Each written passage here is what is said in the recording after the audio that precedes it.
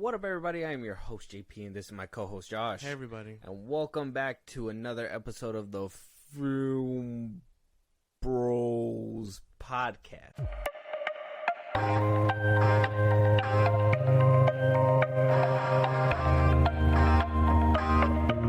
Look, I had to do it. I had to do it because you got to understand, we're talking about the master of slow motion. So why wouldn't I have put in a little slow motion in our review today? This is going to be an interesting one, I feel, because this isn't just going to be a conversation about a movie, okay? This is going to be a conversation of, like, what happens when a studio gets in the way, right? Not just in the way to, like, you know, fix the movie, sort of say, you know, oh, the producer thinks that this would sell better tickets because, you know, people like this, whatever. But also be like the way that they cut up movies, slice them up in order to put out an hour and a half movie or a 2-hour movie or, you know, any type of movie that they, you know, see fit. BVS was a well-known offense because they needed 30 minutes just to make sure that they could sell tickets of this movie. They cut that off, completely butchered the movie, and then when the 30-minute cut came out, a lot of people praised it. A lot of people didn't even come back to check it out. This is going to be a little bit different. Obviously, this is still a movie review, so we're going to talk about all that towards the back end. But for now, Josh, let them know out there what we are reviewing today. Netflix's Rebel Moon, Child of Fire. When I found you in the wreckage of that ship, I considered leaving you. I was afraid you could bring trouble to us.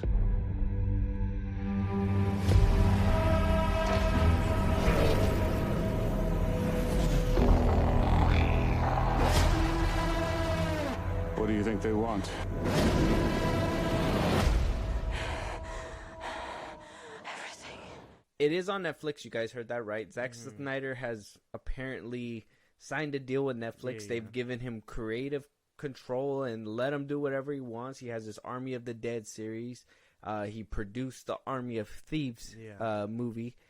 And now he's here to bring us what has been dubbed to be his Star Wars, Zack Snyder's Star Wars, his sci-fi opera epic that he pitched to Lucasfilm at one point, was turned down by Kathleen Kennedy, and he said, fuck them, I'm going to do my own thing, Miles Morales. So I guess the question where we can start off with is, we both watched this movie twice. What was your initial reaction the first time? And what was your reaction after the second time? I think the first time, well, obviously I was really excited for it. I think it, I was, ever since I heard about this, everyone was combating it against Star Wars and whatnot. And we had that same conversation one time.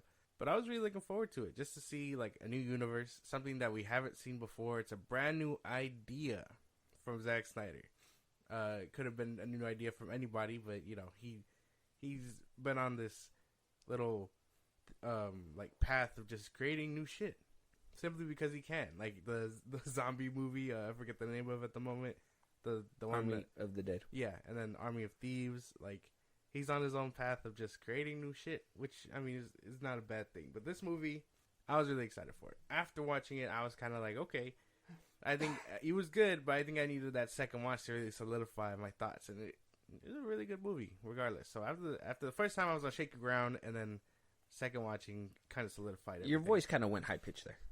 You know, sometimes when I know when a voice goes up that high, a couple octaves, it kind of tells me that you lying a little bit. I'm not lying. Are you capping a little bit? Because you said, yeah, that movie is pretty good. Like it was pretty good. Yeah. Okay, now you fixed it because I told you. No, that's why shaky ground in the first half, and then solidified everything the second half.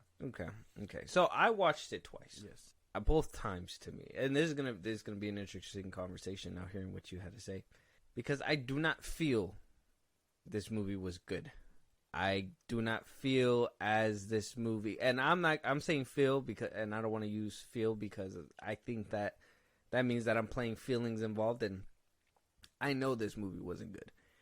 I watched it twice, and the struggle. Oh Lord, the struggle that it took me to go through this movie a second time. And what I told you in the beginning is going to play into the end, and it's going to play into the things that I'm going to tell you about this movie. And I like Zack Snyder. I've told you guys this before. But here at the Filmbros podcast, we both worship Snyder. He is a good director. I think he has a good eye. And this is probably going to play into something I've asked you before too. Is Netflix a problem too? You know, that's probably going to be the question in the back end as well. But there's just so much things here that could have went right, but then went wrong. But then again, you also know that there's a director's cut coming down the road. Well, actually, you know that there's a part 2 coming down the road. And then right after that, about 3 months after that, we're going to get part 1, the director's cut, which is going to be like 3 hours long, so we hear. And then after that, 3 months later, we're going to get director's cut of part 2. So in a way, this is kind of a weird situation. Now, Zack Snyder's kind of known as that director's cut kind of person, and I am one who believes in the director's cut. I've seen Total Recall. Is, pun intended, is a total different movie when you watch the director's cut. There's so many plot points that were cut off for the theatrical version, and I looked into why that was, why they changed so much of it. Yeah. And they felt like it was going to cause confusion within the audience. I guess the screenings that they had put out there, people were getting confused on the story, so they made it simpler by changing certain things and blah, blah, blah, blah, and it's the theatrical cut that we wound up getting. When I watched the new cut, it's just like, whoa, it completely changes everything. Same thing with The Known Offender, Justice League 2018. Yeah. We get the Snyder cut. It's a completely different movie. People say it's the same movie. It has somewhat of the same premise, but it's a completely different movie. Yeah. And even with the same scenes within the movie, it's completely different. Completely. So I like Snyder. I think he's cool, but this movie is just not it. And I think it's gonna. I want to run through the usual motions, and then I'm gonna get to my point towards the end of this review. So. Right off the bat, Rotten Tomatoes, Rebel Moon Part 1, A Child of Fire is at a 25% rotten splat meter, okay? 63% audience score. Now, that was higher when I first looked at this score when this movie first came out. I think it was like at 81, 80, hitting 70s. And now it dropped all the way down to 63. Yeah. Do you agree with this score? I always ask. I ask you. Critics, no. Audience score, and because the tomato is not going your way, you're like, fuck Rotten Tomatoes. Well, no, fuck Rotten Tomatoes in general. Okay. This is not an exception to that. Fuck critics in general. But I mean, I don't know. I don't agree with it either. But I know they got their own things going on over there. And they got their metrics and all that stuff. Okay. I think critics are being a little harsh. Maybe audience score I can understand. Maybe I would say maybe 40 something percent in my opinion, but that's only because of certain things that we'll discuss as we go down the road. So we got Zachary Snyder directing this movie for Netflix.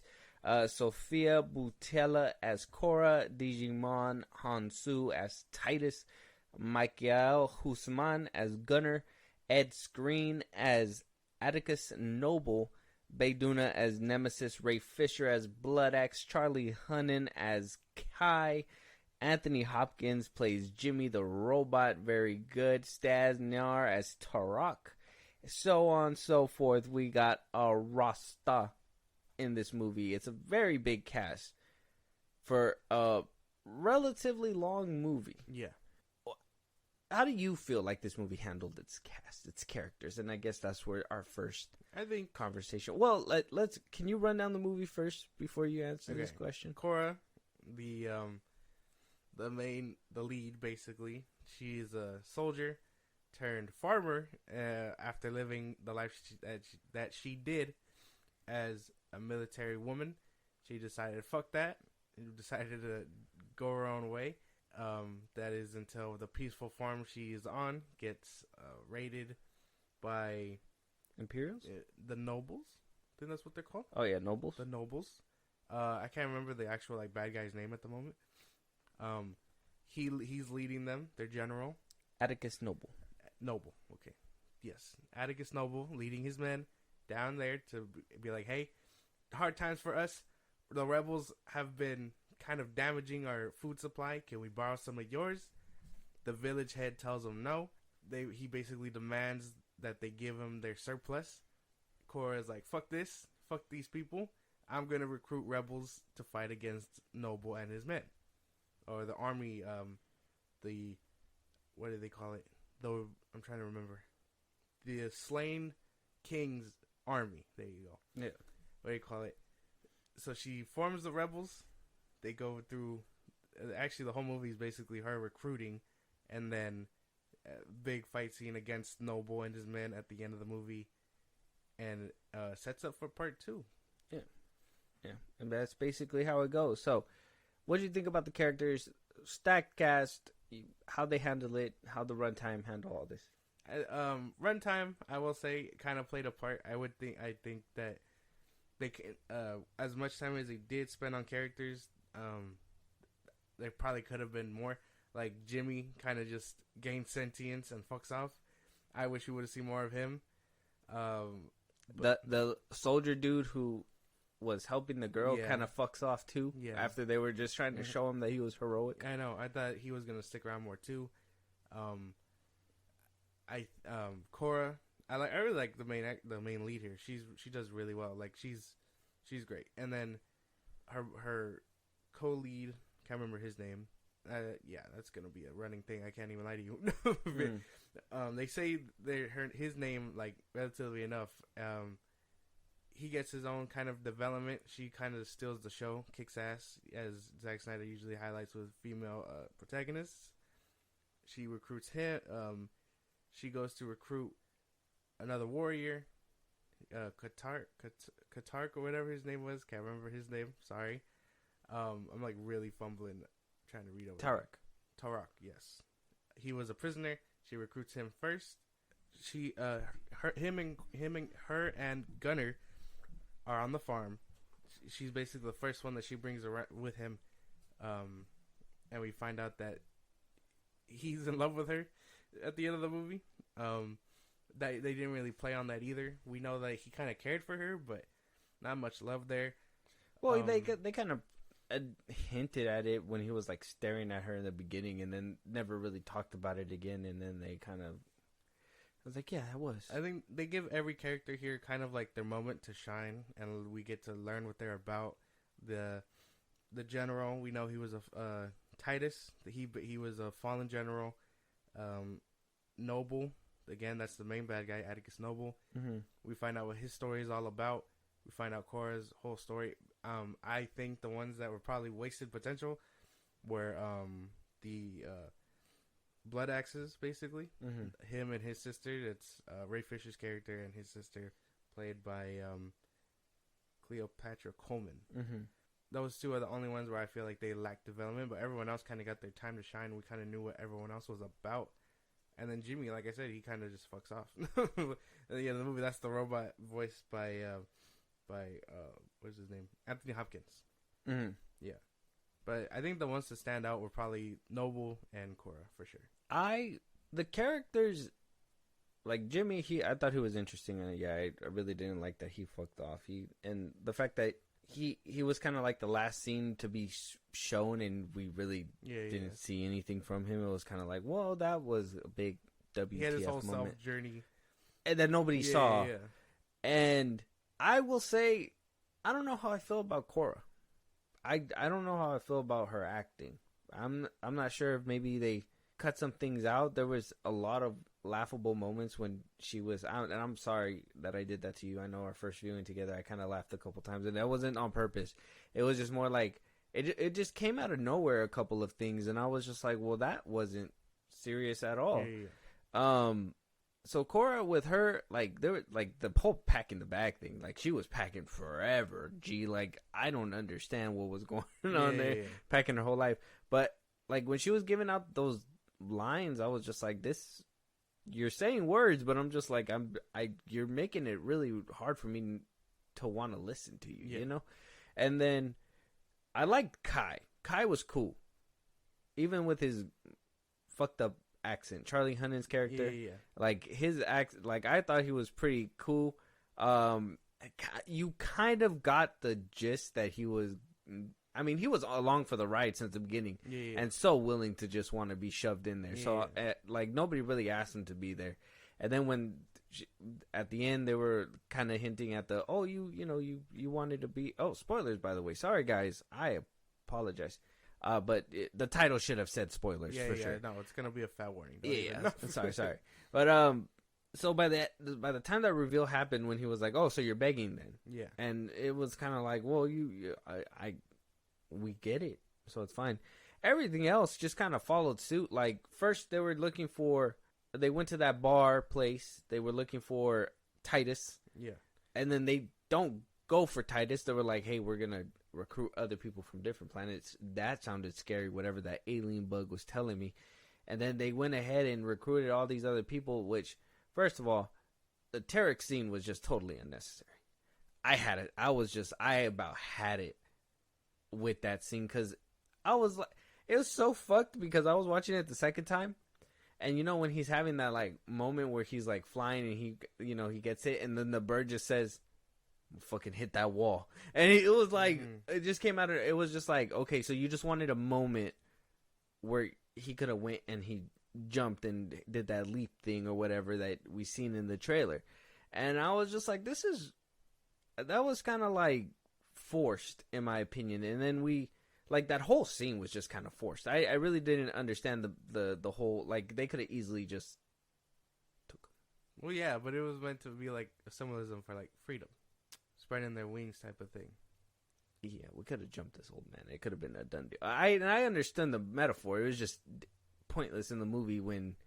I thought she was mad beautiful, though. Did you? I mean, the scenery, the looking at it was nice. If I took the context away, looking at it looked pretty nice. Like the whole jump and everything. Yeah. But then, dog, when I tell you that slow motion kills it sometimes. Like the slow motion started when the dude jumped off the ledge.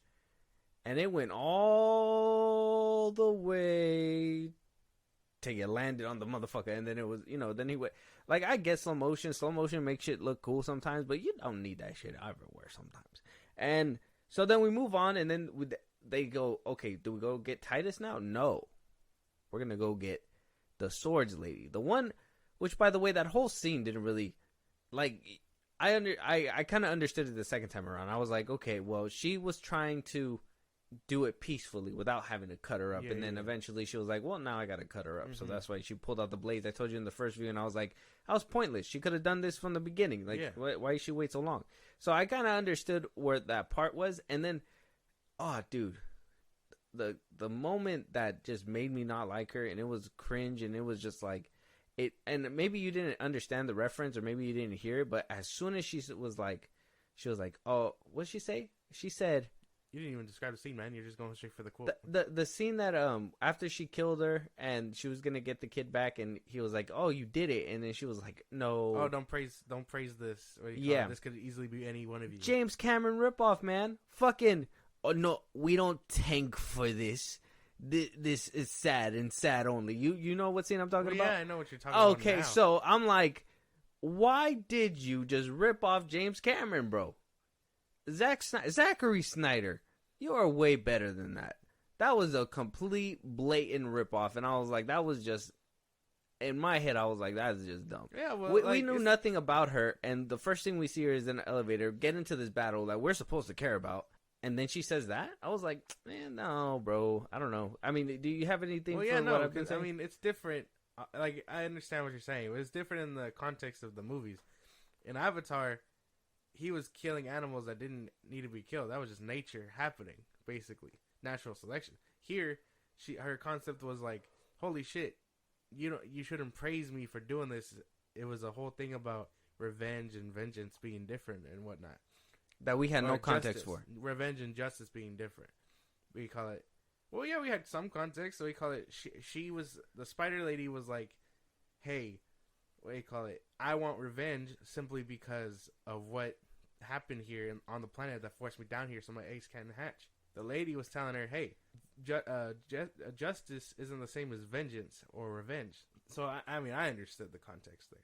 you call it? I see what you're saying though. I just don't agree. Yeah. So that whole scene happened. We recruit her. Next thing you know, we go to the next spot, which is where do we go?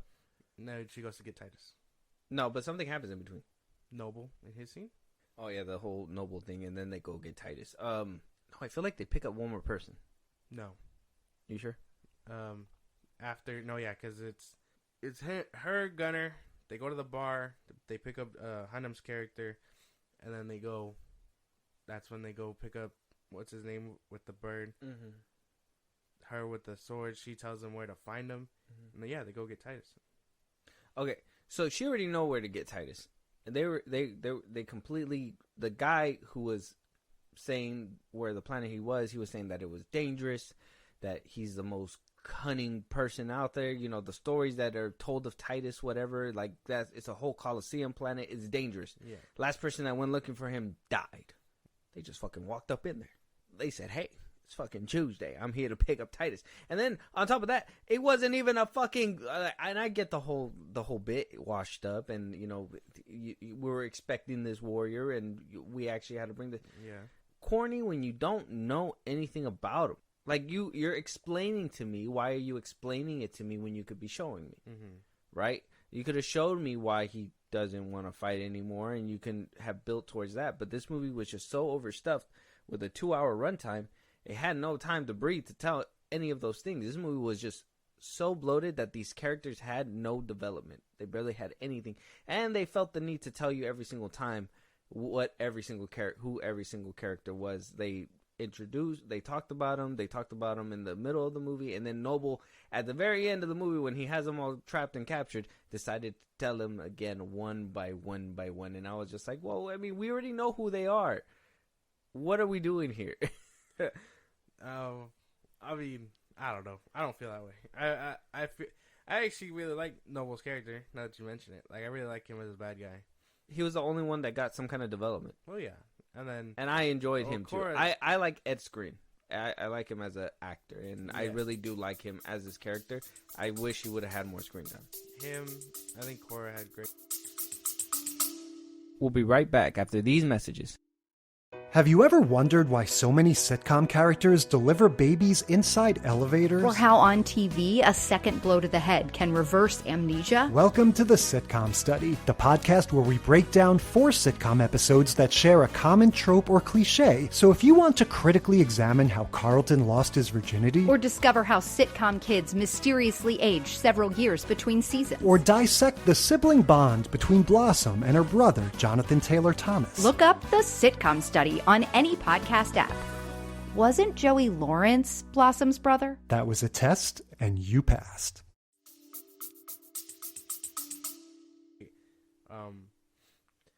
I think Cora, if I want to be honest, I think Cora's, like, out of not just characters within the movie, but, like, acting-wise, I think Sofia Boutella I don't know what it is. I don't know if her acting was there. She's Cora. Yeah, no, I know. We're like, what do you mean? I mean, I felt it. You know how people were saying, like, Gal Gadot's accent makes it hard to get her emotion and, you know, understand, you know, whatever she's saying.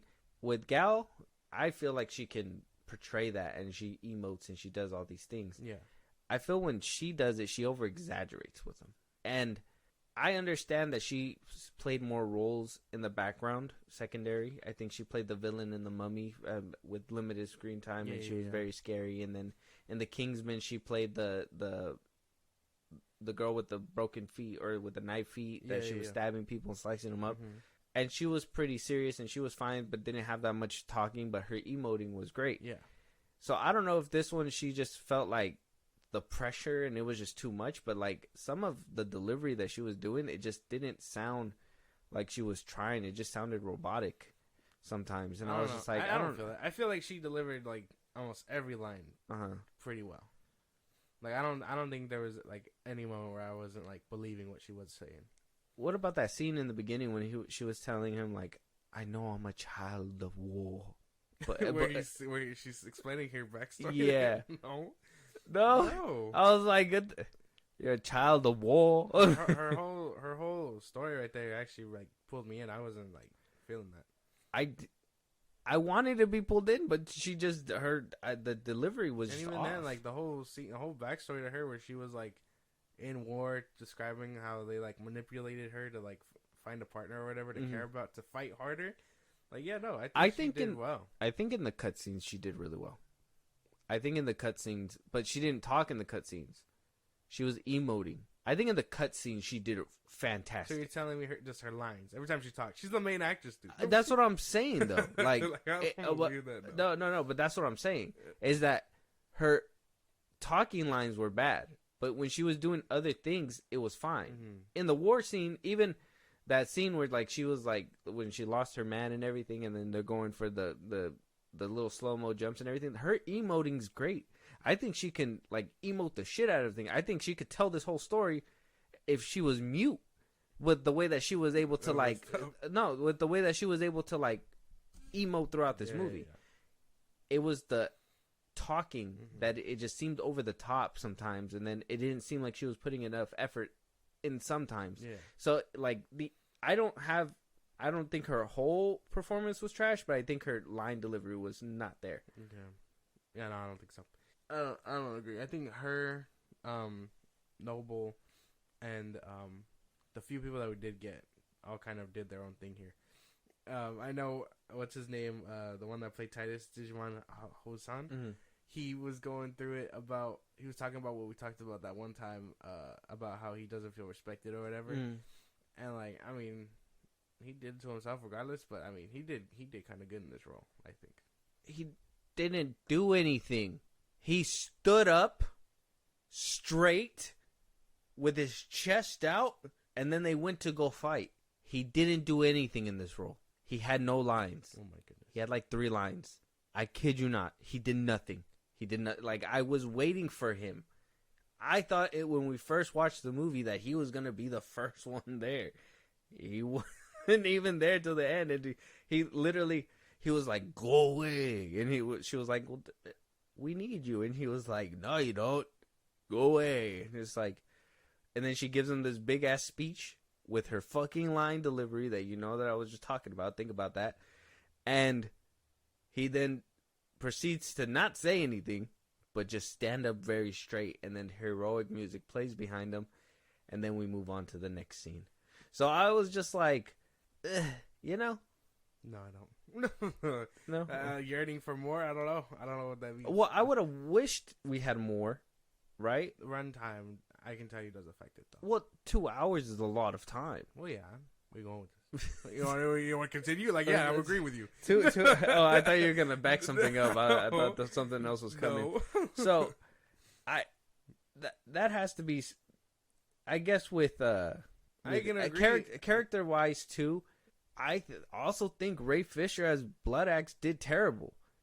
I think Deborah did pretty good. I think her like when she was talking and everything, I thought she did really great, believable. And then this motherfucker came in with the side mouth, and I was like, I like Ray Fisher. I liked him. I liked him as Cyborg. I don't think I've seen him in anything else besides Cyborg. I don't think he's had a long career. Because he's been only.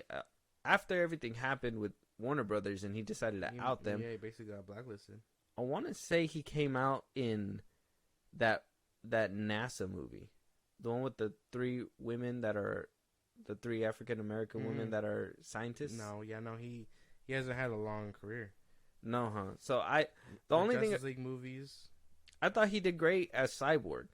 But in this one I just thought he was not doing so well. That's probably a him thing then. He probably doesn't have the chops or the experience. Right, and that's what I was thinking too. And I was just like, what was the way that he was talking? Did you notice that? Like the way he was doing his like voice and everything? No, it was like stiff or whatever. Yeah. So I don't know. I didn't really like that. And then for them to literally for us not to see him the whole time, and then for them to do what they did to him, I was just like, I mean, his acting wasn't all the way there in the beginning, and even when he was sacrificing himself, it made me chuckle a little bit. So I was just like, what's going on here? What's happening? I can agree with that. I mean, he did his thing, and I appreciate what his character was meant to do. And regardless, I think if runtime was there and we got to see more of his backstory, Because I mean, these are the same rebels that were basically cutting the bad guy supply, which forced the whole movie to go. You know what I mean? So, and we didn't see him the whole time. We didn't get any of that, and then we didn't even see like what's his sister gonna think or something, or what that soldier lady, the one that went with him, was gonna say. And like I don't know, like that could totally all be things for a sequel or whatever, or that could totally be in the longer cut. We don't know, but like I agree, like cutting out some of these things was unnecessary, and I can also agree that Zack Snyder's stylistic choice to take a few seconds for whatever slow-mo he wants to do, while it is nice, probably hurts the movie a lot more than just giving it the little flair. Yeah, because there was times where I was like, that's cool. Like, that was a cool little slow-mo shot. But then, you know, that running, the same thing with the man when he does slow-mo for her to, when she was running slow-mo, and then it stops being slow-mo. Because I thought it was going to cut away. But then she runs a little bit more. She hits the wall and slow-mo again. And I was just like, yeah, well, you know, if that's your style. And I like slow-mo too. Yeah, no. I think in Zack Snyder's Justice League, all the slow-mo was great. Yeah. I don't think there was one that I was just like, that was too much or anything like that. But in this one, 2 hours, all of that in 2 hours felt like, too much. I get what you're saying. Yeah. And I think that's all the characters that we basically seen. At screen, Cora, we talked about her. I mean, the other three basically fall off without a word afterwards. Okay, this is under the characters, and I want to have a real conversation about this. I know I've been hearing the Twitter stuff and everything like that, but I really want to have a conversation about this because I think it's worth noting that this is something that he put the characters through, and that was the first barn scene with the girl, right? And having Cora be all up in there and do the thing that she needed. Trigger warning, I guess. Yeah, trigger warning for this one. We knew that the whole platoon was about to do what they were about to do. And then we have the bar scene where it's the same thing but with the dude and the alien dude. Yeah. I didn't agree with either of those. No. I literally, like, I've seen him do it in different movies, and I totally understood those because they kind of made sense in the context. Sucker Punch. I think he did it again in Man of Steel when the dude in the bar was trying to be all cheeky with the girl. It's like we've seen him do it before, and it was in better taste. Yeah. In this one, it just seemed like he just did it just to do it. It was a lot more vulgar and in your face. Isn't that that? And then like for him to sacrifice whole characters and stories just for this scene alone, in my opinion, this could have been something that could have waited for the his cut, director's cut. Yeah. Okay. Yeah, because we know movies do this. We know movies cut this kind of shit out. Even with Rob Zombie's Halloween, right? They cut a big chunk of that out. Yeah. So we know movies and things like that are cut this out. I don't know if they just couldn't cut it out because this is Cora's like motivation to fight back, basically. Be like, hey, you're not gonna take our food and our women all at once. You know what I mean? So I don't know if this is because it's her pivotal point. Which I mean, at that point, change the pivotal moment. You know what I mean? Like, why couldn't they just fuck with her rather than fuck with someone else? Yeah, and then her having to get in the middle of all that. What do you call it? But I understand that this is probably the jump to which her character has to make for the movie to proceed. So I understand. Do I agree with it? No. I think both times is kind of disturbing to watch. Like, even when I was like, the second time I was like, fuck. Like, I understand what he's going for, and bad guys, some bad guys have to be portrayed and do these kinds of things to make a woman act or whatever. I wasn't fucking with it. It was just the delivery I felt it was bad, the way that too vulgar, too in your face. That, and it was just unnecessary at the time. Because, I mean, and then you got to think about it. So she was able to take on this whole platoon, and then you also got to think about, so this platoon just does this everywhere? Like, and nobody stops them? It's like, so this is how evil these people are? They're basically that bad? And then we have the bar scene where it's like, well, what was the point of this scene at the end of the day? Was it just so Charlie Hunnam could have been introduced to Cora? Like, they could have they could have had that whole fight shootout without that happening. Exactly. So we agree that was totally unnecessary for the movie. Okay, just because I know people They were talking about it on Twitter. Yeah, they were Yes. talking about it, and then a lot of people were coming back with, well, if you don't want to see that kind of stuff being stopped, just say that, or Zach having the sick, twisted thing to want to be two like different sides of the spectrum. I don't think within it's so scenes. black and white like that either. I think that there is reasons why he put it in. Yeah. Maybe the director's cut has more context. Yeah, Maybe yeah. it doesn't. Who knows? But I just thought those both scenes were in poor taste They when were- watching the movie. Yeah, no, because I mean, I understand. Like I said, I understand the things that have to happen for the story to continue, but I don't agree with these kinds of things, regardless. So Okay. All right. As long as we're on the same page with that one. So, moving on to which we know a part 2's coming. We know spin-offs are coming. yeah. How do we feel about the world building, the sci-fi world that Snyder built? I think it did really well. I think they showcased different planets beautifully. How some are affected by this army that's basically running the fucking galaxy. How the citizens in it handle certain things. And like what the underworld looks like. Because I mean, even with that same bar scene, we see that there's a consumer for that kind of thing. So I mean, and it even shows corruption within the army. Same thing with that bar scene, like, or not the bar scene, the barn scene at an end right there. But like, I think it world builds really well, and it shows you not only what it's like, but the people in it with all the rebels that they pull apart from all types of the region. Yeah. I mean, even Titus, the fallen general, turned before he got caught. Basically, he was like a feared man. So like, I think they do really well with world building and things like that. I think the world building aspect was good. I think he put a lot of detail into some of these worlds. So I wouldn't say a lot of detail. Maybe this can kind of go into the CGI too, but the CGI kind of hurt the movie and the world building, because I think some of these planets could have looked better if it had the money and the budget to back it up. But there was a few of these worlds that I felt kind of lacking, and like I think 3 of the planets were just dirt, and then 2 of them were like lively and like has buildings and shit. So, or I think it was like 3 and 3 or 2 and 3, something like that. But yeah, it basically happened like that, and it was just like, well, the aliens were cool. I think seeing the aliens within the movie were pretty cool. That little alien bug and all that stuff. Other life forms, basically. Yeah. I guess his version of lightsabers were pretty cool. I thought that was nice. Now, another aspect of the world building that I was kind of like, is this like his answer to the Force and everything like that? Was the little girl bringing the animal back to life, and is that part of what he's trying to build for this, like, his Star Wars universe? Or? I'm assuming they said she was part of like some form of prophecy, that she was like, that every once in a while they'll birth someone like this, and they'll be the next generation to lead whatever else. So I'm sure that daughter was the answer, and they probably killed her for that kind of thing.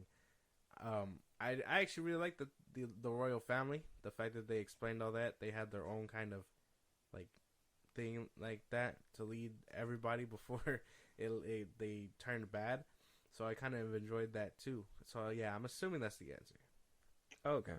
Yeah, because I was like, that seems cool, and I was like, I mean, if that's his answer to the Force and like what those people can do, and maybe what's gonna help turn the tide of whatever's happening in the next movie, I thought that was pretty cool.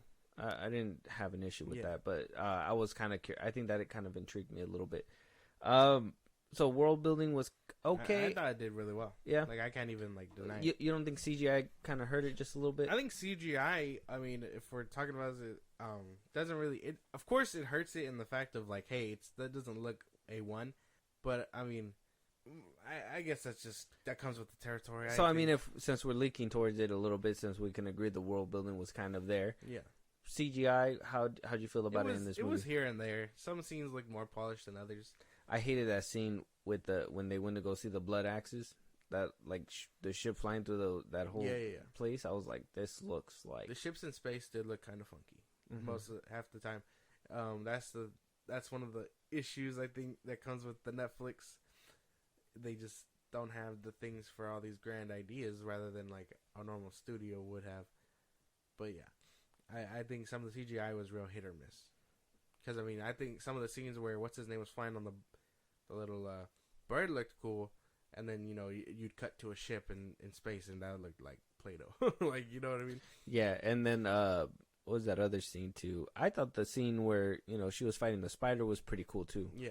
It was like you can see where the money kind of went. Yeah. And you're just like, well, why didn't some of the money go to the ships? Like, people got to fly in fairly real ships, if you ask me. So I did enjoy the CGI on some spots, but then other spots I was like, no. Yeah. And then it kind of pisses you off when you're in my chair and I'm like, well, that bird scene was totally unnecessary. So why the fuck did you film it? And why the fuck would you waste that money on CGI like that? Man, it looks like a really good bird scene regardless. So it's like we're man, gonna film it. Snyder was just like, man, I really want to do Harry Potter in this too. I really want to just do that real quick. But hear me out. With 6 packs. It's his own sci-fi universe. He can do whatever the fuck he wants. Yeah. I would have whatever I wanted in that universe too. 10 points to Gryffindor. Real quick, I want to round one more time to characters because I just seen in my notes. I did put this down too. Why was Gunnar part of this the whole time? And they kind of pointed it out at the end with Noble. Yeah. When he was like, and you, the farmer. Why are you here? Like, what is the point of you? That's what I was thinking the whole movie. He knew that because, I mean, to be fair, it was his fault. Obviously, that's like one of the big things. Yeah, well, why was he along for the ride when it was his fault? That's why. It was his fault, but at the same time, because of them giving their surplus to those rebels a few cycles ago, like they mentioned, he knew where to find them. So, I mean, it wasn't going to be like, all right, you did your part, now go away. Like, he was just along for the ride at that point. But he never needed to go anywhere in the beginning. What do you mean?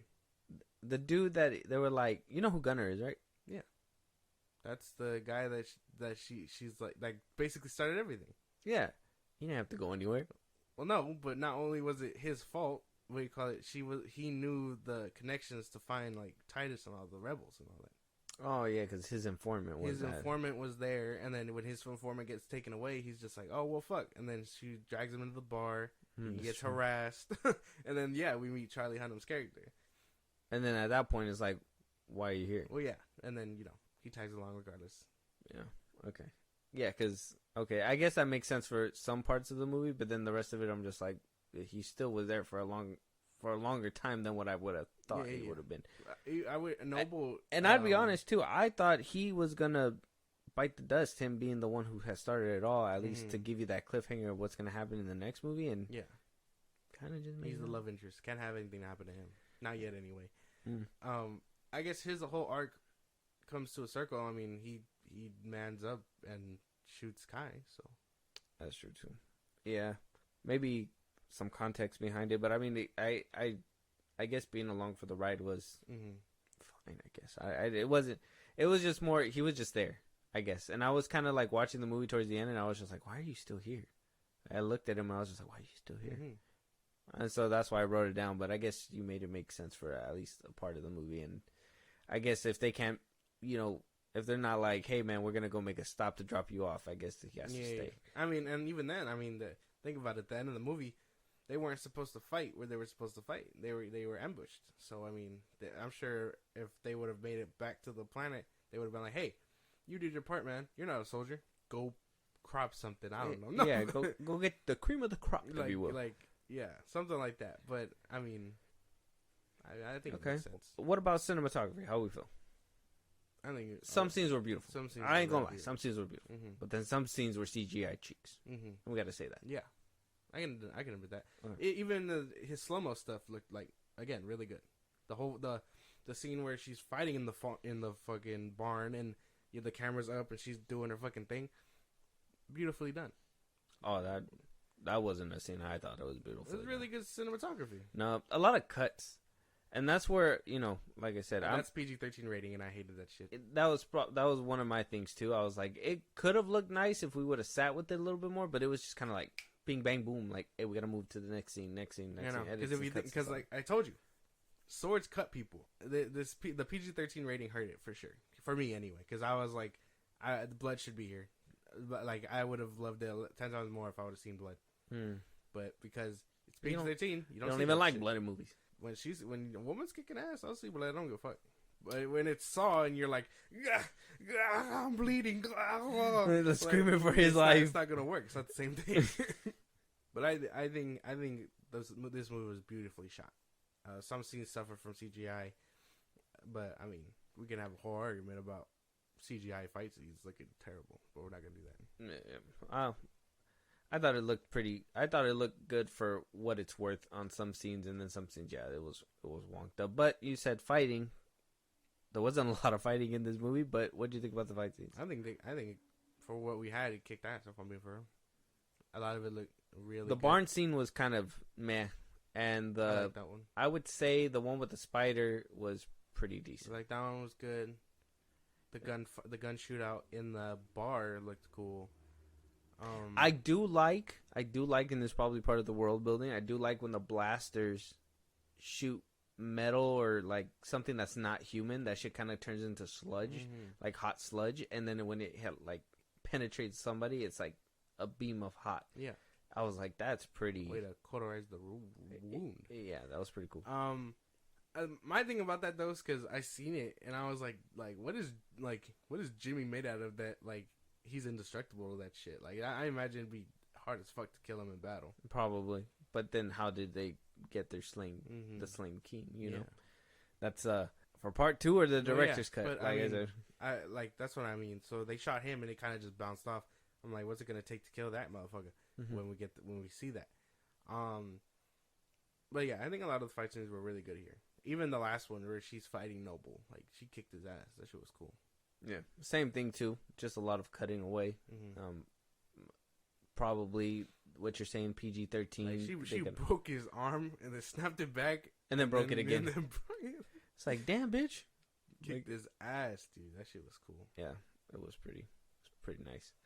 I do like those machines too that pick them up, even though they look like CGI messes at the end of the movie. I think the first one looked pretty clean in the beginning of the movie, and then the rest of them they were just like, oh well, everything's gonna be moving, so they're not gonna pay attention. And it's like, nope, I paid attention. I think the one character that I could have lived without, just because of how heavy his accent was, the soldier guy, the first soldier guy, the one that basically started harassing the water girl. Oh yeah, they were both just irritating. And I know that that was their character. That was what their character was for. At least I could understood the damn general. The other one, other one, like, it was hard for me. Like, I had the subtitles on reading that shit, and I was like, okay, this is what he's saying. What if the subtitles were just like, and then his accent was thick, and I was just not fucking with that. It's a thick boy. It's a thick ass boy. So I mean, spider scene was cool. Barn scene was meh. You liked all the fight scenes? I did, yeah. Yeah, they were really good. To me, IMO. Could have been, but no, not completely good because there could have been blood and made it better. Oh, well, yeah. I chalked that up to rating. So not completely good. Well, I mean, good for what they were. Okay. But not completely good. But it could be better. Okay. And, I mean, how did we, we got to ask the question. Because a lot of people said Across the Spider-Verse felt like the part 1 of a whole movie. Yeah. Some people said, no, it had a resolution and left you with a cliffhanger. How do we feel about this movie? Did it give you a resolution, or did you feel like it didn't do that? I think it gave me the resolution. To me, I looked at it like a war movie, or Empire Strikes Back to the Jedi Return of the Jedi, where it's like though they win the battle, but they aren't done with the war. So I think it had a nice ending for part 1. You know what I'm saying? You didn't answer my question. Did you feel as this was kind of did this movie feel like episode 1 of a larger episode? Like they basically just cut the episode in half? Or did this feel like a full coherent movie that needs a second part or demands a second part? Or did this movie need that second part to feel like this movie, the first part's fulfilling? No. I think it stands on its own without that second part. Wrong answer, buddy. Wrong answer. No this wrong movie answer. feels like episode 1 of a 2-episode series. This feels like they cut it for intermission, but we're still going to pick up from where we left off. There was no resolution. Left with a bunch of loose ends. A lot of questions that weren't even answered. And by the end of it, I was just like, well, she killed him. And I was like, oh, we're going to get another big bad in the next movie. That's crazy. He's probably going to do this big reveal. No, they brought him back, and he's going to still be the same dude. So it's like, this movie didn't feel as satisfying as I would say Across the Spider-Verse wrapped up their part one. I think this one just was left with a lot of loose ends. I don't think so. This movie satisfied you? Yeah. And left you eager for what happens in the future? Yeah. I think it, like I said, they won the battle. They didn't win the war. So there's more for it to continue. Exactly. And this is what I mean is that, this is the closest movie, so I'm going to keep comparing it to that one. But Across the Spider-Verse, when I was done with the movie, when we were done, I was sitting there where the movie was finishing up, it was wrapping up. We felt satisfied. We felt full. We thought he was coming back home. Everything was good. Everything was fine and dandy. And then, boom, cliffhanger. It wasn't real. Spoilers for Across the Spider-Verse, but it wasn't real. And there they were by that point. Mm-hmm. And then you left the theater like, what the fuck? Like, what the fuck? Like, I didn't see that coming. Mm-hmm. And, whatever. With this one, I left. Well, I turned off the TV because it was on streaming. I wish we could have seen it in theaters. It would have been a different experience. But I stopped watching this movie and I was just like, okay, we're done. Okay, we're done. and so I was like, all right, we're done. I didn't feel like there was not even a movie with non-cliffhanger. Usually there's a third act that makes you feel like you wanted to see that just to feel that emotion again.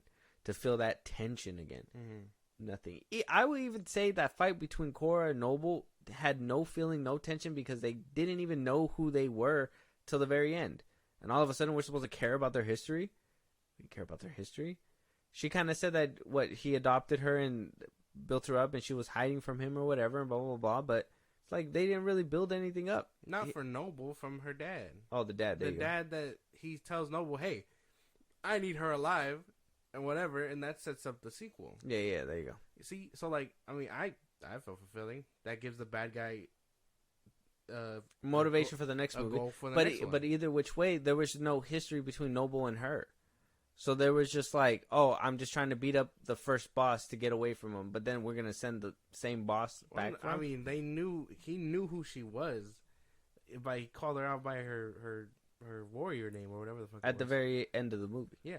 I don't know what you're looking for. But it would have been different if they built up that tension, if he would have recognized her since the beginning and been like, and had some kind of tension. Kind of like Star Wars with, it's kind of like with Rey and Kylo Ren. If they, in Force Awakens, if they never talked or had that interrogation scene or anything and they never said anything, how would there be this big emotional impact when they face each other at the end of the movie? These two literally did not have a conversation till the end of the movie. They looked at each other. But they didn't say anything until the end of the movie. And then it's like, oh, big fight. It's like, do we care about the big fight? I care about the big fight. I know you didn't. I cared about the big fight. I didn't care. His whole thing, she was pulling together all the rebels. He was basically like, holy shit. We got the rebels. And as a treat, we got the now king's daughter. What do you call it? They fight. So, she got the spotlight shined on her for basically doing all that, but at the same time she sacrificed her life as a farmer now, basically. So I mean, that's all for the sequel. I think it wrapped up nicely. I didn't feel that way. I felt like there's more that needs to come in to finish it up. Maybe, I don't know. I'm just gonna make it a point to say that maybe that is the Netflix thing, the studio interference that I tell you that, they got to cut down a person's vision. Maybe this is a director's cut thing that all this stuff would be answered, and maybe we'll get a glorious director's cut like how we did with Zack Snyder's Justice League. But why can't we get a coherent story for this amount of runtime if you knew that this was what you were... If you're going to give us a director's cut, why not just wait for that? Because he even said before, oh, this is Zack Snyder's director's cut. But yet, you're still going to give us a director's cut later. Does this movie, as it got put out right now, make me excited for another endeavor? No. Would I rather see the director's cut to see if that was gonna happen. Only for Zack Snyder, yes. If this movie was kind of shit, so I was kind of like, well, it is what it is. Like, what can I do? But Zack Snyder made it, so I know there's a director's cut coming. But why do I got to think like that? Why isn't like this movie's good? I can't wait for a director's cut to come. More context, more good stuff to what we already know. You don't is feel like good. that? I feel like that. Like all the scenes that Jimmy had, like this is Jimmy had no scenes. That's why that's the only character where I feel like he didn't get the roundabout. Titus didn't get any scenes either. I don't feel that way. Tarek, we picked him up. He had his little scene, and then he just was in the background. He's part of the group now. Yeah. What do you call it? Jimmy was the only one where I felt like he just didn't get it, and I know that sucks because they really highlighted him in the trailer. I'm telling you that it sucks that there's more characters that didn't get anything. No, and you're just worried about Jimmy because he's a robot. You know, I get it. He's a robot at the game, and you're supposed to be a machine, but you didn't demonstrate that the other day. You only know that. Shut up. You're gonna say that on there. Watch till Sunday. It's gonna be a different story. All right, we'll see. But yeah, no, I don't feel that way. I feel like the only one that really suffered was Jimmy, and that's because they highlight him at the end of the movie too. And you're just like, well, what the fuck? You're telling me a robot gained sentience, and we didn't even get to see his journey at all. And I know that's gonna be a big thing in the director's cut. That's like the only thing where I feel like he suffered the most. Mm-hmm. So we feel that Netflix did hurt this movie. Mm-hmm. Okay, and you feel that this movie could benefit off a director's cut. Well, yeah. I also believe that this movie could benefit off a director's cut, but why do we need a director's cut to begin with is my question off the top, right? If you want, before we move on to our next little piece, because this is not just a normal review, we also got a little bit of tea for what's going to be happening. Like I said, the Scargiver is coming out in about a couple months, about 3 months. April, June, something like that. Yeah. Right after that, 3 months later, we're going to get the director's cut of the first part. Mm-hmm. And then after that, 3 months later, we're going to get the director's cut of part 2. Mm-hmm. So this is not just your average movie. We have movies lined up. He filmed this stuff. I thought it was back to back, but it's probably one whole shoot for one whole movie, and then he basically chopped it down the middle. We got a first teaser trailer for Rebel Moon Part 2. Oh, sick. Scargiver. Mm-hmm. So we're gonna watch that. We're gonna react to that. Horror. Yeah. And we also got a little bit of tea of what is to come from the Hollywood Reporter, from the producer and Zack Snyder himself, of what's to come from that movie. Or like spin-offs?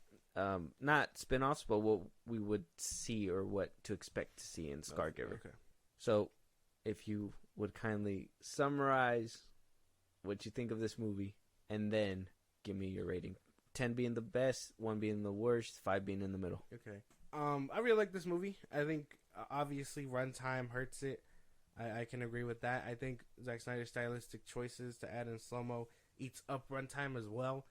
He's not subject to that. Same way I feel about James Gunn and his animals. Like, they take up runtime. That's just stylistic choice that directors have, right? Netflix does hurt this movie. PG-13 rating does hurt this movie. It cuts characters short. Again, Jimmy got the short stick of it. I still think it's a solid movie, and it makes me interested in the director's cut and the sequel, even if we didn't already know that the director's cut was coming. For this for the universe and everything like that, cinematography, nice battles for what they were, regardless of that rating. Because again, I know it hurts it. 8 out of 10. I think it's a really good movie. You said 8 out of 10? Yeah. Fuck.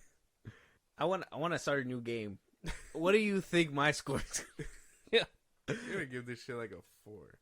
So, I feel like you say that, but you know in your heart that that's where it needs to be. No, I know, because I know you and your taste. This is the second movie in a row where you haven't liked something I've liked. This is a problem. That's how I know. Well, you don't know. I haven't said. Say it. Watch. I'm gonna fucking. Okay. All right, here we go. I now understand, and I now feel.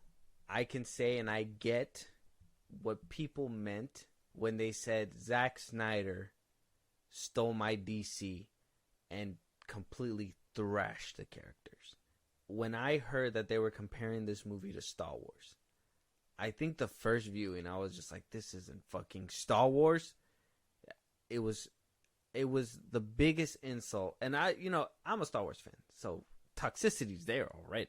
All right, I ain't gonna even cap about that. But I will say that this is nothing like Star Wars. All right, this is his own sci-fi thing, and I respect that, and I'm not going to use that as something to deduct points. Yeah. But I do want to start off what I'm about to say like that I do feel that anger, I do understand now what people mean when they said, hey, Zack Snyder took my characters and basically trashed that. I understand, because in a way you can tell Kai is supposed to be Han Solo, right? Korra is supposed to be Luke. Gunner is supposed to be the Leia or the Wookiee or whoever the fuck. I don't know. Jimmy's supposed to be the fucking R2D2 / C3PO of the damn thing, but now he's a warrior now, so it's, you know, it's his own spin. Zack Snyder's edgy and cool. And I know I'm saying this like if I'm a hater. I'm not a fucking hater, because I do love all of Zack Snyder's stuff. This is just something that I feel Netflix had a part of. Okay, this is studio interference 100%. I'd be lying to you guys if I say that I'm not waiting for the director's cut, because I too believe that his director's cut will be better. I think that most of his director's cuts are superb compared to whatever we get with the studio cuts. I do realize that the CGI lacks on this movie, and we've done multiple reviews. The Killer, they clone Tyrone, all this and that. CGI, when it comes to Netflix, does not hold up. Yeah. And this was a big thing when I heard Snyder's Star Wars, because Star Wars is colorful, bright, everything. Yeah. Like, there's so much beauty there. This one didn't feel like there was any beauty besides in the scenes that he really wanted to highlight to show beauty.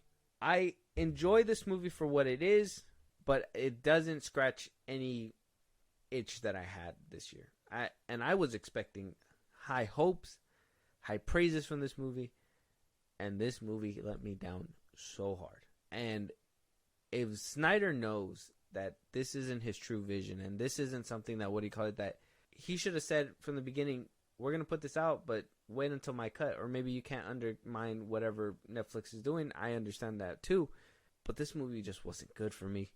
I tried getting into it. Even the second time around, I had to pause it a few times because I just could not sit through all the nonsense. It wasn't a good movie. At the end of the day, I got to give this movie a 3. Almost a 4. I had to give it a 3.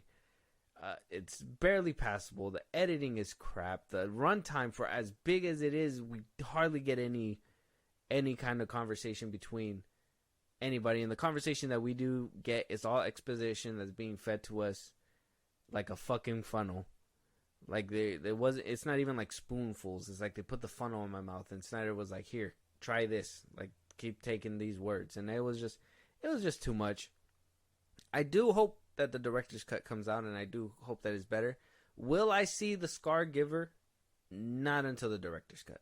I don't even want to be a part of this franchise. I can't. Shame. I can't do it. If a trailer brings me in, I'll probably give it a chance, but I gotta wait for the director's cut, and then I'll probably wait for the Scargiver's director's cut, because I don't think, and I say this as a fan, this movie is doing him no justice. This movie is complete. Like, if I say Zack Snyder and I want to put on a movie, and then you go onto Netflix and be like, "Do you want to see Rebel Moon?" I'd be like, "Don't watch that one. Let's watch Army of the Dead. That one's a way better Zack Snyder film. Or actually, let me put on Man of Steel, BVS, or whatever the fuck, something else from his filmography." This movie's not it. I don't know what happened. No, I know what happened. I ain't gonna even say I don't know what happened. I know what happened. Netflix happened. This isn't a mystery like DC. Exactly. The budget happened, and they purposely and even told us that a director's cut's gonna be coming. So they know they botched this shit to hell in order to get people to come and watch it and get subscriptions and everything and use Snyder's name. We get it. Clickbait is there. We've seen it all over the internet. This year has been a crazy year for clickbait. You guys heard of Adam 22? Insane. So drive by. So this movie, it's not the business. And I would hope, as a fan too, Josh, that you can agree with me, at least on that last sentiment, that this cut doesn't do this director justice. Yeah, no. Because I still have problems with it. PG-13 rating. The it needed the blood and all that to like really solidify what was going on. So I mean, yeah, I understand that. But I want to talk about what you meant about the Star Wars stuff, because I mean, he takes the concept of the characters and he flips it on its head. So like Kai is supposed to be Han Solo, right? But what if Han Solo wasn't actually a good guy? He just sold the rebels out to the Empire. Mm. So I kind of like that little spin. Like the stormtroopers here, the nobles, what do you call it? They're the, instead of being like, hey, we're gonna program y'all to just fight for the army, whatever. No, fight for yourselves and fight for the ones you love that's standing right next to you in the battlefield. Like, I love that. I love that they flipped that on. Korra, she's already seen battle. She just wants to farm. So she can't farm. She has to be the hero that the rebels need. Like, I really like that they flipped it on its head. And I understand that. I like that aspect. I get. It's more I guess the absence of color, when you know that space should be a little bit more colorful. You see that in Star Wars, Star Trek. Even I know Star Wars is inspiration off of Dune, but even Dune is kind of colorful. You haven't seen it, no? I've seen trailers. So I mean, it's I don't know. This cut doesn't do it justice, and I would hope that Netflix would have been better, especially with the prices that they're fucking asking for now. Motherfuckers. Damn, is like you guys would have at least. I mean, if you were gonna put this movie out, you should have put out the director's cut too, and let people decide right off rip. Now, and I get it. Let's get the online chatter going. You know how much money we're gonna make off of hashtags on Twitter and shit like that from Zack Snyder. I mean, they fucking. I understand the marketing ploy. Yeah. They know what they're doing. The fucking Snyder Cut was a big talking point. Everybody on the internet still don't have it on Netflix. Yeah. No, Warner Bros. Is not going to let that go. It was a big talking point. Everybody, there was petitions. Everything was going crazy. Yeah. People have the conversation. BVS is a shit movie. No, it's not. Justice League is no better than Zack Snyder's. Blah, blah, blah. The conversation, the clickbait, it happens. Yeah. And that's what they're going for. And I understand the marketing ploy behind it. Smart people. Zack Snyder, if you're behind that, fuck you. Because now you're becoming a company head and you shouldn't be doing that. I understand that you want to build hype, but you should be wanting to have your films. Christopher Nolan never done this. Christopher Nolan talking highly about Zack Snyder. But he would never do this for clickbait. He stands on his films and he knows that he produces good shit. Zack Snyder, I'm hoping better for you. I'm a fan, but I'm hoping better. He's too nice. He's too nice of a guy. He gets pushed around. I think I firmly believe that he you should half the interview. We saw the interviews he did with the Russo brothers. He just geeks. He likes to geek about it. He's no better than me. He just geeks about what he wants to talk about. Yeah, and you can tell that he's taking his passion and just putting it in a film. And I think that's what gets him pushed over, because he just wants to do it, and regardless of what of how he's told to do it, he's getting the chance to do it. So they'll push him around, put him all these parameters, but he'll fight for that shit. Like, hey, but I want integrity, and I think that's what he has. Because regardless, he's getting that cut. Yeah, he could be like, well, I know you're gonna botch it to all hell, but at least give me my cut. Yeah, I can see that too. I mean, maybe he's just playing ball. Maybe that's what he's doing. I can totally see that. Nolan, he fucked off from DC way after that. He was just like, man, fuck you guys. Well, 2020, they fucking put his movie straight to streaming, and he didn't like that shit. Exactly. And he was like, I'm tired of this shit. And he left. He stands on business. Come on, Master Chief. Let's get the fuck up. Yeah, he stands on business. That boy said, hey, man, you gonna fuck with me? That's what I'm saying. Nolan don't care. He don't need that shit. He's like, my cut's my cut. Because of Zack Snyder being a nice guy, he knows that he has to do all this production shit and everything, so he needs to jump hoops, and then hopefully at the end of it, he gets his cut. They're not like the Russo brothers who were made by Disney. So, I mean, different strokes, man. No. Another drive-by in this episode. When will they stop? Everybody catches James. Right. So you mentioned James Cameron earlier, so I mean, I did, I really did. Which, I mean, J.J. Abrams, which is not. If anything, I was praising James Cameron. I was saying Zack Snyder fucking stole from him. So J.J. Abrams and his stupid lens flare. We can go on. It's not. It is what it is. So with that, Rebel Moon Part 2, co-writer Kurt Johnston talks Part 2's R-rated cut and nonstop action. So. Or Part 1's R-rated cut and nonstop action. So we did hear, and he kind of confirms that Zack Snyder's A Child of Fire. What is it? Rebel Moon Part 1, A Child of Fire. When the director's cut comes out, will also be R-rated. Yes. It's not going to be PG-13 like how they had it. So we're going to, like you said, maybe you're going to get the blood and the guts and the glory.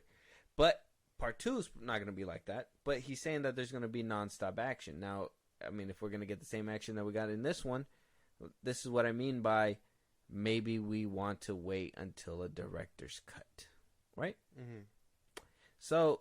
what do you think about that? What are your thoughts on that so far? Well, I'm excited for the R-rated cut. Regardless, like I said, I think that will help the fight scenes and all that go a long way.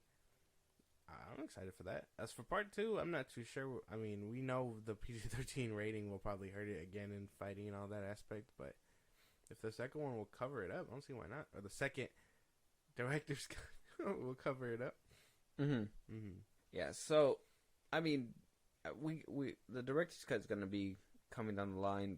I'm excited for it to be a little bit R-rated. He even goes down to say that for Part 2 in April that there's definitely a lot more story at the front of the movie. You're definitely going to get a lot more Anthony Hopkins Jimmy and see his arc, and you're going to get a lot more Korra and the Mother World.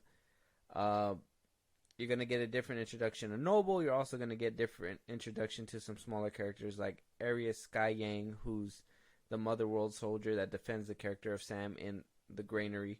But just in broad brushstrokes, there's more character, and certainly knowing Zack, there's more action and spectacle and the visual vibrance of what he does.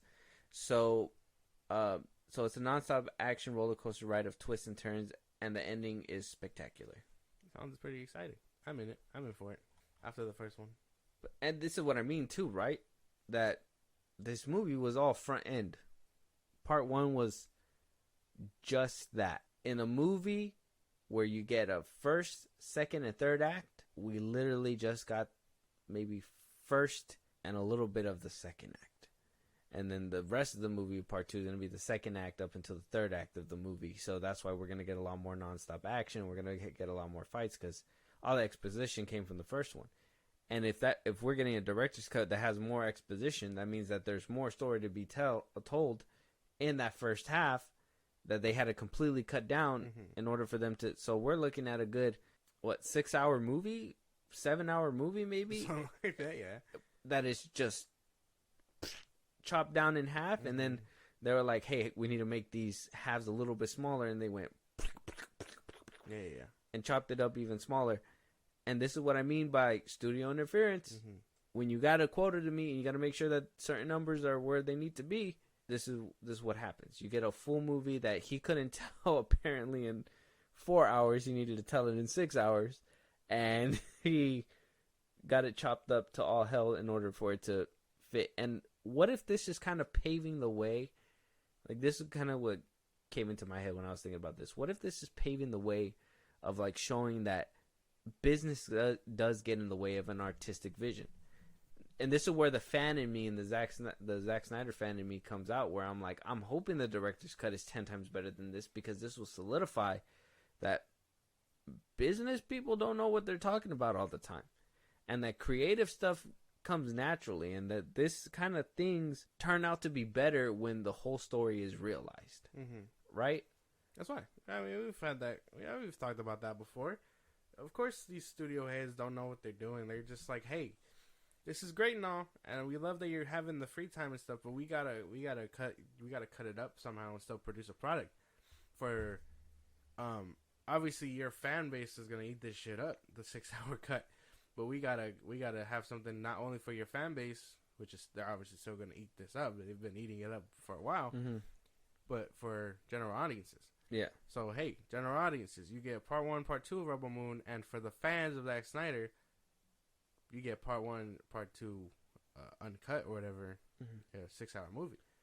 But yeah, we know these studio heads don't know what the fuck they're talking about. Yeah, and we need these studio cuts to be good though. Like I would think that there should be enough story there that they could have cut this up and actually made a coherent and cohesive story that would have made general audiences fall in love, because this isn't doing him any favors. Because if the regular cut is shit, but the director cut is better, not a lot of us are gonna give that director's cut that chance.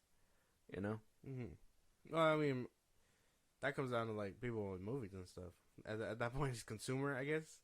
Regardless, I mean, they marketed, they were good, and then eventually that's when you get people like WB, where they'll go up to Zack and be like, "Whoa, we're not seeing the return that you thought, so goodbye." And you know, they did what they did to him.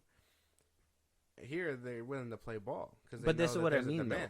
But this is what I mean is that if the movie's good, you have more of a better chance for them to watch that director's cut. Mm-hmm. If the movie's bad, it's going to be hard for them to want to go get that director's cut, and this bad movie might put you off the rest of his movies. Yeah, but why? What do you call it? We've got successful director's cuts, regardless of how shit the first one is. Well, that's what I'm telling you. You want to make them more inclined to want to watch the director's cut. Yeah. And some people might understand, hey, this director's cut is probably better. Mm-hmm. Some people are going to be like, well, the movie was terrible. Why would I want to see a director's cut of a terrible movie? Mm-hmm. What if it's even terribler? So you would want to, yeah. You knew that was that's right. I said it. I don't even care. So it's like, if that's the case, wouldn't you want to cast a wider net, put out a good product to make that skeptical person just be like, oh, it's a good movie, or it was okay, but maybe this director cut kind of adds a little bit more nuance. It makes me feel a little bit better about this movie.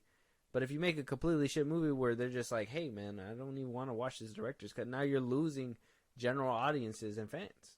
But that's what I mean. Like, what? Yeah, it's up to the consumer, obviously, but the job as a business person and as a filmmaker should be to try to get those people to stay. It's the job of the consumer to obviously consume or not, but it's up to the artist and the person to entice them as much as possible. I feel like it's only a special case because we know it's coming, right?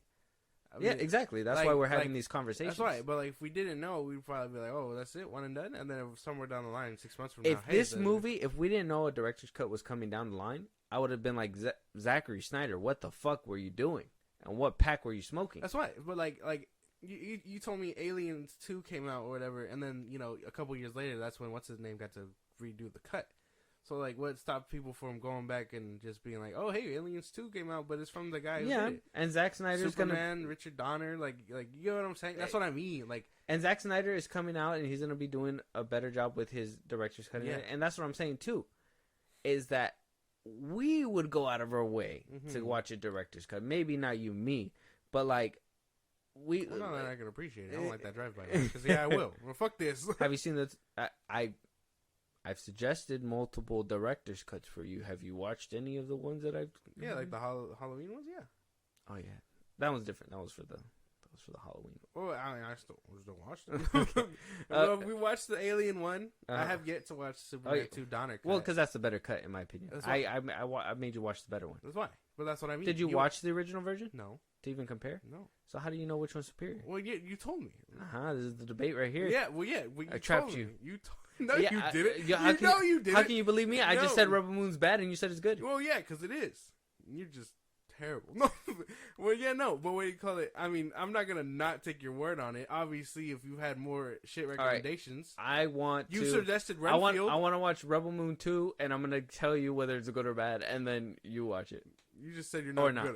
You just said you're not gonna. No. But that's what I'm saying, right? So wouldn't it be better? Wouldn't it be better for you as a consumer to have watched the original and then been inclined to watch the director's cut instead of having somebody tell you and then you don't even know whether or not you like that one? Well, and then that means that's a skip step. And so now when you go into a different movie that they've made and it's bad, you're like, well, what the fuck? He made a good one over here.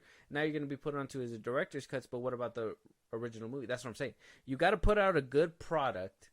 Something that is digestible for the general audiences, and then give more for them to want to eat with the director's cut, if anything. Well, no, because I mean, I was general audience when it came to the Alien movies, and then you told me, and I was like, okay, well, obviously, I want to watch. You didn't even watch the theatrical. Well, no, that's because we watched the director's cut, and you were like, hey, this is the director's full vision, yada yada. Like, I'm old enough to appreciate that. The story would be different and would be relatable more to what I'm telling you is if you watch the original, never watch the director's cut because you're like, hey, Alien 3, the theatrical that's what cut, I did with the Halloween. It's fucking trash. What? I watched the theatrical cut way before I watched the R-rated cut. But you didn't remember that when you watched it because you watched it so long ago. Well, yeah. So but you I never remember most so of you it. never seen it. I remember most of it. Nah, that whole movie was a surprise for you. You were like, "What the fuck?" You're like, "He talks," and I was like, "Yeah." For the second one, I man. like, but still, The same thing. first one. Same thing. Same No, thing. I Same literally thing. mentioned it. Yeah, let me call it the first one. They cut out a whole scene right there, and I can tell you, yeah, it's two different movies mashed up. But I don't think it's different. Here, we just know that one's coming out, and they decided to consume it. And I feel like we get people on both sides of the spectrum where they're like, oh well, whatever. Whatever, like, okay, yeah, that first one wasn't good. I'm gonna check out the director's cut, and then obviously you get those people that are like, hey, I didn't like this cut. I don't like this movie in general. I'm not gonna watch the director's cut. Okay, but can we agree? No. Can we agree? I know you don't like agreeing with me, but I I feel like we're agreeing. Is that can we agree that if to catch more fish and have a wider net that you would want to put out? Sure, your director's cut that's 4 hours is good, but is that same movie that is 2 hours just as good as that director's cut? And will this movie make people want to be like, hey, I want to go see more good stuff? That's why the first one should want to entice. Exactly. And then bring so on we can agree. The entree, yeah. Okay, so we agree. You were doing a lot of fighting just to agree with me there. No, because it's two different circumstances. But we're talking about Here, one. what do you call it? If they would have just presented the meal, they would have been like, okay. But I'm telling you that this is a different circumstance. circumstance. That's what I'm saying. This is a different circumstance. That's why. Here, you're like, hey, you got eat eat the entree. Dessert is coming later. What do you call it? But I mean, for the Aliens one, people didn't know dessert was coming. The Superman 2, they didn't know that was coming. The Zombie You're one, they didn't know comparing was it to coming. something completely different. I'm telling you that it's a different circumstance. That's what I'm saying. And that's what I'm saying. So wouldn't you? Aren't you understanding what I'm telling you? already I'm agreeing. gonna use your food analogy. I'm already agreeing. No, you're saying you're agreeing to the different concept, and you're saying it's the same thing. It's not the same thing. But yes, yeah, okay, yeah. You want to know something good's coming out for the dessert? Okay, yes. All right, we're on the same page. Yeah. Okay, I feel like you're trying to juke me for some reason. I don't. I feel like I'm grasping what you're saying, but it's different circumstance still. See, you keep saying that. I'm trying to move on. But then you come back and you leave that. Yeah. What do you mean by different circumstances? It's different because we know it's coming. And that's what I'm comparing it to. But then you're comparing it to something else that you didn't know was coming. Yeah. Because if you didn't know that Total Recall was going to have a director's cut, you would have been like, oh, that movie's ass. And which is, yeah, what made you go back to rewatch that director's cut? I didn't know there was a director's cut. I watched the original one. I enjoyed the theatrical cut, and then I watched the director's cut. That's what I'm saying. It's a completely different thing. I'm talking about this right here. And this is what I mean by Zachary Snyder. This is what I mean, and this is why people don't like it. Because same thing with BVS. They cut out 30 minutes of his movie, and people fucking flip their shit till this day. And people still don't stop talking about it. This is what I mean by him is that if you know that, and you said it before too, if he's a nice guy and all this and that, yada, yada, yada, he should at least know how to make his large meal and be able to condense it for people that want a small size. Like, this is still good. You just gave us a smaller size. Thank you. Yeah, I think you did. We're going back to the Rebel Moon topic. Yeah, that's what I'm saying. Yeah, the Rebel Moon. Did. No, he didn't do that. That's what I mean. That's what I'm trying to get at, is that he didn't do that. Yes, he did. No, to you. Yeah. But then to other people that are on my side who haven't seen the movie, and there's general audience that are just like, hey, yeah, I didn't like this movie. It's like, I don't even want to see a director's cut. I'm not even going to watch part 2. People are going to be put off part 2 because of this movie. And then your whole franchise is going to be sunken. This is what I mean, is that if you want, as a fan, if you want good stuff, you want your director to make sure that they can do all the little business stuff that the business people want them to do, because it's not enough to just be an artist. You got to be able to have, like I said, Nolan. He knows what he's doing. He doesn't need a director's cut. He knows how to put a movie together to the point where he can put out the whole movie in its entirety and it makes sense. It's a fucking Academy Award winner, for God's sakes. Zack Snyder, he's a visionary, and he's great. It's just, man, put something out that people can enjoy. And I could not enjoy this movie. Oh, it was just bad. Half and half. Because I did. Half and half. Half and half. With that being said, we're going to round our bout here. We're going to go ahead and watch this teaser for Rebel Moon Part 2, The Scargiver. Yeah.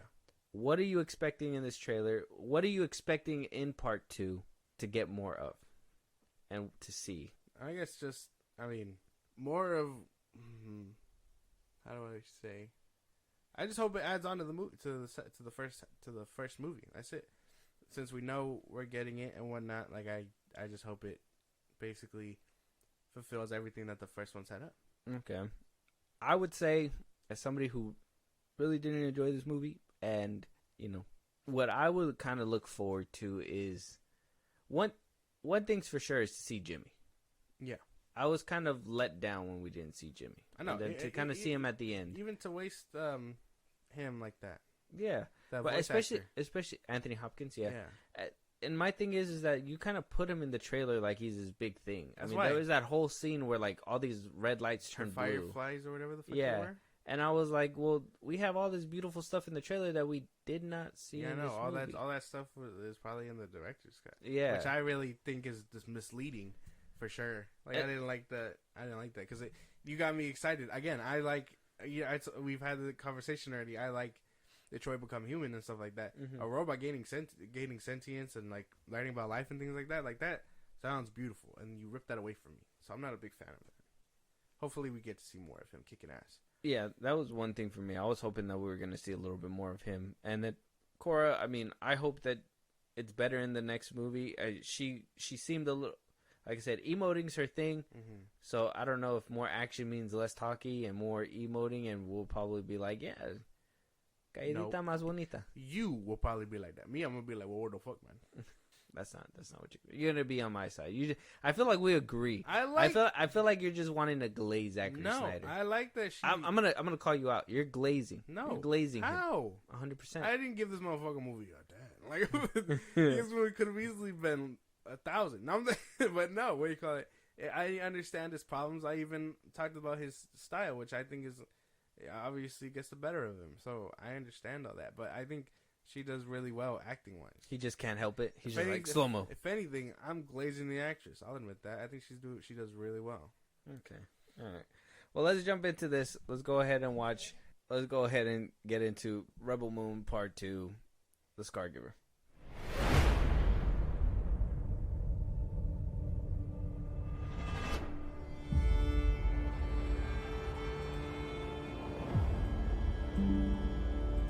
They're nightmares. Us fighting together to defend something we love.